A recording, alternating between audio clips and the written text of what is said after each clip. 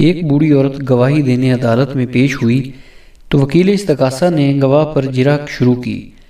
بڑھیا قصبے کی سب سے قدیمی مائی تھی اور دنیا کا سرد گرم خوب جانتی تھی۔ وکیل استغاثہ بھرپور اعتماد سے مائی کی طرف بڑھا اور اس سے پوچھا، مائی بشیرہ، کیا تم مجھے جانتی ہو؟ مائی بشیرہ: ہاں قدوس، میں تمہیں اس وقت سے اچھی طرح جانتی ہوں جب تم ایک بچے تھے، اور سچ پوچھو تو تم نے مجھے شدید مایوس کیا ہے۔ تم جھوٹ بولتے ہو، لڑائیاں کرواتے ہو، اپنی بیوی کو دھوکہ دیتے ہو، طوائفوں کے پاس بھی جاتے ہو، تم لوگوں کو استعمال کر کے پھینک دیتے ہو اور پیٹھ پیچھے ان کی برائیاں کرتے نہیں تھکتے۔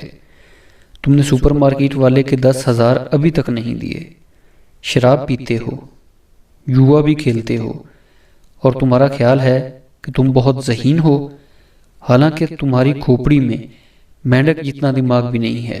ہاں ہاں، میں تمہیں بہت اچھی طرح جانتی ہوں۔ وکیل ہکا بکا رہ گیا۔ اس کی سمجھ میں نہیں آیا کہ اب کیا پوچھے۔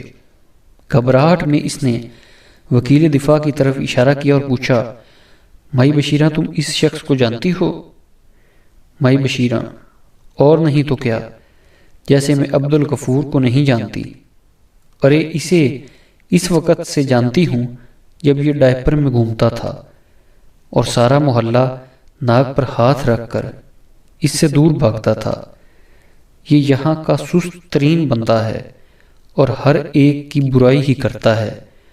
اوپر سے یہ ہیروئنچی بھی ہے، کسی بندے سے یہ تعلقات نہیں بنا کر رکھ سکتا، اور شہر کا سب سے نکما اور ناکام وکیل یہی ہے۔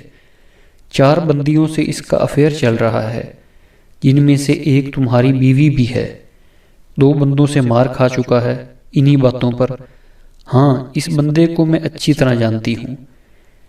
جج نے دونوں وکیلوں کو اپنے پاس بلایا اور آہستہ سے بولا، اگر تم دونوں احمقوں میں سے کسی نے مائی بشیرہ سے یہ پوچھا کہ وہ مجھے جانتی ہے تو دونوں کو پھانسی دے دوں گا۔